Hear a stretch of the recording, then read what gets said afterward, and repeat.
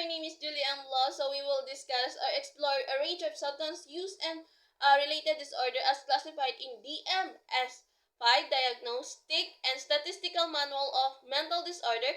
These disorders are categorized by specific substances, including cannabis, hallucinogens, inhalants, opioids, and sedatives. Each substance affects the brain and body differently, leading to various forms of intoxication, withdrawal, and long-term health consequences. So, understanding the symptoms, causes, and treatments is a crucial for effective diagnosis and management. So, let's proceed to cannabis intoxication. Cannabis intoxication is defined as the temporary altered state of mind and physical symptoms of experience after the consumption of cannabis or marijuana. So, ito na yung pag-consume ng marijuana. So, makakaramdam yung user nito ng different state of mind and physical in a short period of time. So, common symptoms of cannabis intoxication include impaired motor coordination, euphoria, anxiety, a sensation or slowed time, impaired judgment, and social withdrawal. So, other physical signs may include increased appetite, dry mouth, and red eyes. So, once na nagtiket ng marijuana, so, unang-una, babagal yung oras ng vision mo or babagal tagal yung oras mo. So, which is common effect na yun pag nag-take ka ng marijuana. After niyan, magda-dry or tutuyo yung bunganga and pupula ang mga mata. So, usually sa mga user din ng marijuana, mabilis din silang nagugutom or nabubusog. So, yan yung mga main effect once na naggamit ka ng marijuana. So, let's proceed to the causes of cannabis intoxication occurs following the ingestion of cannabis products containing tetrahydrocannabinol, THC, or also known THC, which is the main psychoactive component responsible for its euphoric effects. Factor influencing the severity of the intoxications include the method of the consumption, smoking versus edibles, the dose ingested, and individual tolerance level. So, pansin nyo sa US, may legality ng pag-use ng marijuana, pero di illegal yung substance like ecstasy or drugs. Pero ibang usapan naman yung marijuana. They can smoke marijuana or even use on edible products such as cake, wine, biscuit, or etc. The effect triggers because of the THC. This THC gives the feeling of highness similar to nicotine. So, cause the accidental overdose. So, how to treat the cannabis intoxication typically involves supportive care, including monitoring vital signs and providing fluids. So, sa treatment naman, meron support care. So, nasabi ko na yun kanina, pati monitoring vital signs and providing fluids. And also cognitive behavior therapy. So, cognitive behavior therapy or also known CBT. So, support care needed talaga for observe and reassurance kasi di ba yung patient na merong cannabis intoxication is masyadong anxious or paranoid. So, need talaga i-support. And also, once na na-admit ang isang patient due to health complications sa paggamit ng marijuana, syempre, magbabago ang physical status nila. Once na tinigilan nila kasi agad-agad ang paggamit ng marijuana, biglang babagsak ang katawan nila. So, dahil doon, nagkakaroon ng acute symptoms ang isang patient. Once na nasa hospital rin sila, is tinuturukan sila ng IV fluids or also known as dextrose. IV fluids supplies the body with enough fluids so the patient can dehydrated and also social support might need in the treatment. So, paano ba ma-prevent ang cannabis intoxication? So, ang pinaka-importante talaga dito is educate or i-aware yung mga user tungkol sa safe ng paggamit at least ng cannabis products, lalo na yung edibles na pwedeng mag-cause ng accidental overdose. So, one of the famous celebrity is a songwriter and artist, si Lady Gaga. So, naging open siya about sa struggle niya sa substance use. Umabot na siya ng 15 joints per day bago siya nag-seek ng help. Cannabis withdrawal syndrome is a condition that arises after discontinuing heavy, prolonged use of cannabis, characterized by various psychological symptoms. So, Ito na yung nangyayari kapag bigla mong tinigil yung paggamit ng cannabis or also known as marijuana. So, yung mga sintomas or symptoms na mararamdaman mo is typically included yung pagiging irritable, pagkakaroon ng anxiety, hindi makatulog, pagbabago ng appetite at pagka-crave sa cannabis or marijuana. These symptoms may peak within the first week after cessation and can last several weeks.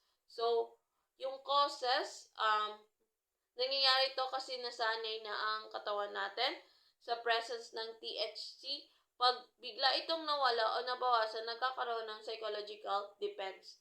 So, paano ba siya i-treat? Or ano ba yung treatment niya? Usually, may support sa counseling, psycho-education, motivational enhancement, therapy, contingency management or also known CM, cognitive behavioral therapy, also known CBT.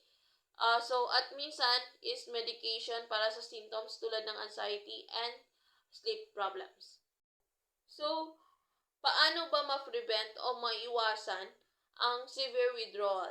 So, mas okay na unti-unti na kontrolin ang paggamit ng cannabis or also known marijuana para di ma-overdose. Kisa naman biglang ihinto kasi baka ma-aftershock yung katawan nung gumagamit, magkakaroon ng acute problem. So, importante rin na ma-educate ang user tungkol sa withdrawal para alam nila kung kailan dapat humingi ng tulong. So, one of example ng famous celebrity na merong ganito is si Miley Cyrus. So, si Miley Cyrus naman, naging open din siya about sa experience niya sa cannabis withdrawal. Ginawa niya ito para raw maging mas clear ang isip niya para sa music career niya.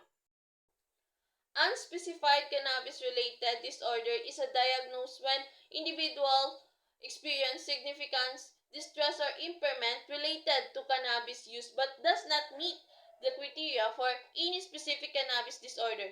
Ito yung diagnosis na binibigay kapag may problema sa paggamit ng cannabis ang isang tao, pero hindi naman exactly fit sa ibang specific na disorders. So, yung symptoms may include those similar to intoxication or withdrawal. Like for instance or for example, nahihilo ka or nagpapanik ka. Yan yung mga symptoms niya.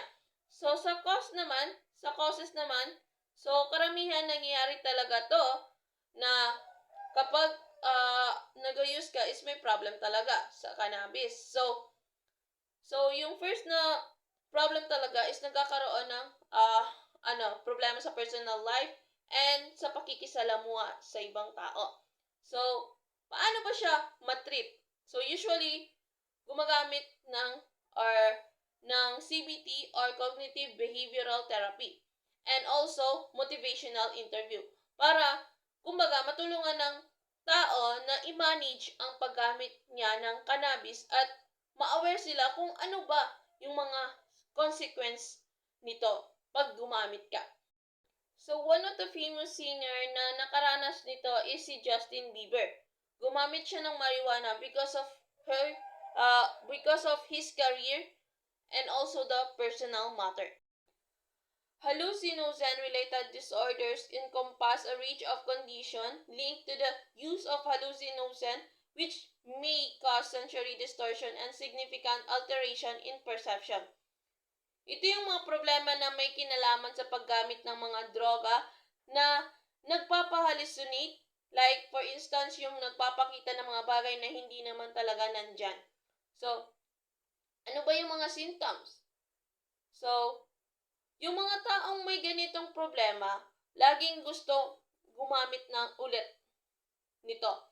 Tapos may mga sintomas pa silang nakikita o naririnig na hindi totoo. So, tapos nagiging paranoid good sila at hindi sila maayos mag-isip. So, ano ba yung cause or causes niya?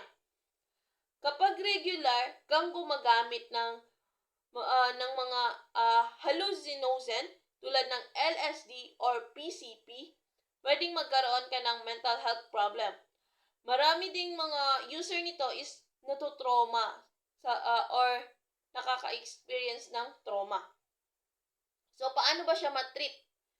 So, para gamutin to, kailangan bantayan at alagaan ang mental health ng tao or yung user. Usually, combo siya ng therapy at gamot. So, paano siya ma-prevent?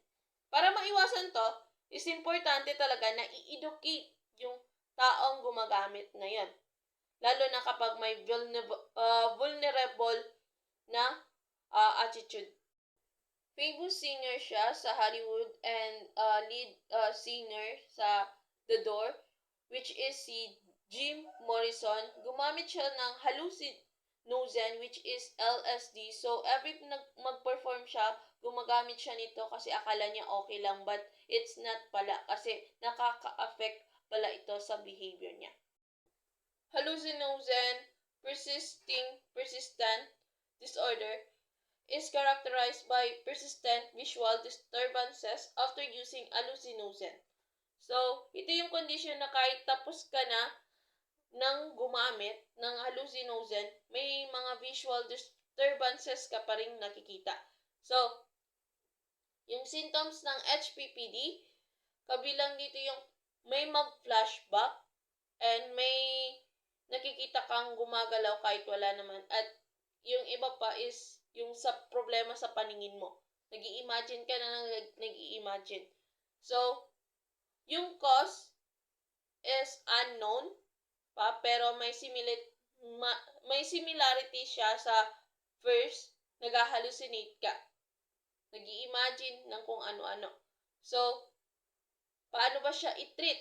So, need ng medication, psychotherapy, para ma-retain or ma-less yung pag-hallucinate nung gumagamit. And para na rin, ma-advisean sila na yung mga nakikita nila is hindi totoo.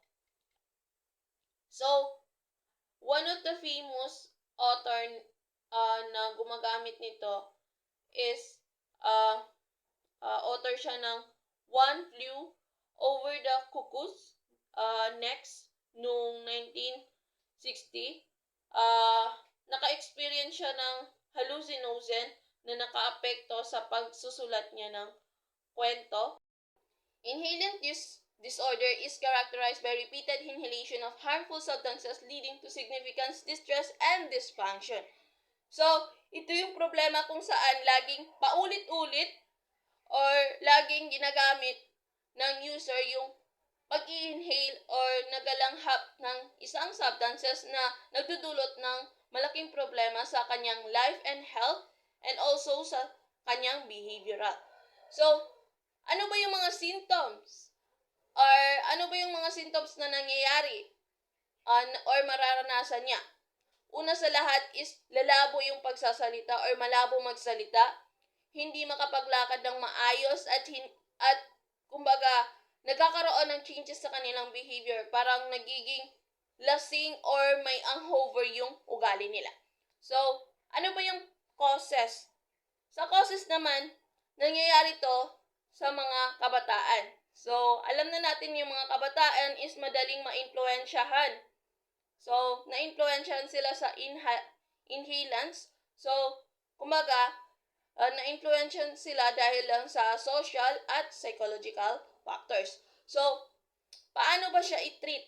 Or ano ba yung treatment niya? So, karaniwang ginagamot to gamit ang CBT or tinatawag natin na cognitive behavioral therapies. So, kailangan dito ng supportive strategy or supportive care din para ma-manage yung withdrawal symptoms at iba pang health problem nung gumagamit. So, paano ba siya i-prevent?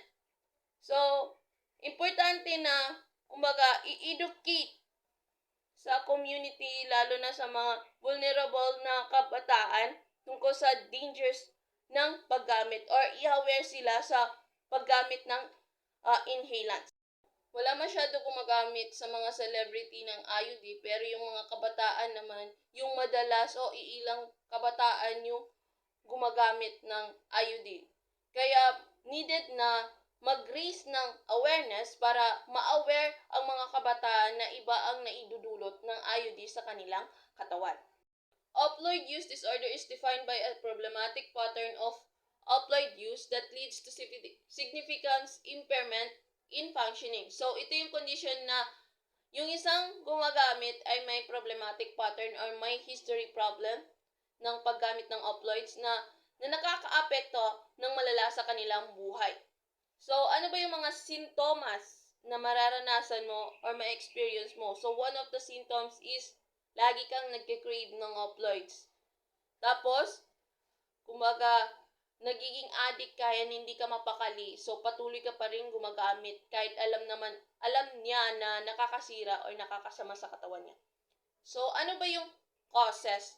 So, maraming factors na pwedeng madaling makakuha ng prescription sa opioids or di kaya may history ng addiction sa pamilya niya or di kaya naman ay may psychological stress. So, paano ba siya i-treat? Or ano ba yung treatment? So, usually, combination siya ng gamot like methadone or buprenorphine at and also the last one is the CBT or behavioral therapies. So, paano ba siya i-prevent? So, una sa lahat is educate. I-aware yung patient and also bantayan yung mga prescriptions at i-raise yung awareness na kung ano ba yung risk ng opioid. So, sa opioid naman is maraming sikat na tao ang gumagamit tulad ni na Eminem at Robert Downey Jr. So, nag-share sila ng publicly tungkol sa kanilang struggle sa opioid addiction. Siyempre, pinapakita nito na kahit ano or kahit sino pwedeng maapektuhan ng paggamit nito, mahirap man o mayaman. Sedative, hypnotic, or anxiolytic, this disorder is characterized by continuous use of sedatives, hypnotics, or anxiolytics despite significant issues related to their use. So, ito yung kondisyon na patuloy na gumagamit ng mga pampatulog, pampakalmado o pag-alis ng anxiety na gamot kahit alam naman natin na nakakasama. So, ano ba yung mga symptoms? Kasama dito yung pagiging immune sa gamot, kailangan ng mas mataas na dose, addiction at malaking problema sa buhay dahil sa paggamit. So, ano yung causes? Karamihan is nangyayari to dahil sa maling paggamit ng mga prescribed medication. So, may kinalaman din yung social at environmental factors. So, paano siya i-treat or ano ba yung treatment niya? Usually, may structured detox program una. Tapos, may psychotherapy para ma-address yung underlying mental health issues. So, paano ba siya i-prevent? Importante ang pag-raise ng awareness tungkol sa risk ng matagal na paggamit at tamang pag-store ng gamot para hindi madaling makuha yung vulnerable ng tao. In 2000, Britney Spears faced her breakdown and used the many substances that affect on her body. So, nagpa-consult siya sa medication and diniscuss niya lahat ng mga bagay na nangyayari sa kanya. Sedative, hypnotic, or anxiolytic intoxication occurs when recent use of these substances leads to significant behavioral changes or psychological impairment. So, ito yung nangyayari kapag kakagamit lang ng mga ganitong substances at nagkakaroon ng malaking pagbabago sa behavior or psychological impairment. So, ano ba yung symptoms or sintomas niya? So, pwedeng kasama dito yung pagiging malabo ng pagsasalita, hindi makapagsalita ng maayos at hindi makapag-isip ng malinaw. So, yun yung mga sintomas niya. So, yung causes naman is nangyayari to kapag sobrang dami ng sedative na ininom mo. O kaya naman kapag hinaluan mo ng ibang depressant drug, mas lumalala pa yung effect kapag ganun. So, paano ba siya i-treatment? Pag bagong inom lang, usually, supportive care lang ang kailangan. Minsan, pwede ring bigyan ng activated charcoal para hindi masyadong ma-absorb ng katawan yung gamot. So, siya yung isa sa famous celebrity and singer, and isa rin siyang pop icon. So, which is si Michael Jackson. Namatay siya due to propofol and benzodiazepine intoxication. Na-overdose ang katawan niya sa paggamit, kaya naging sanhi iyon ng kanyang pagkamatay.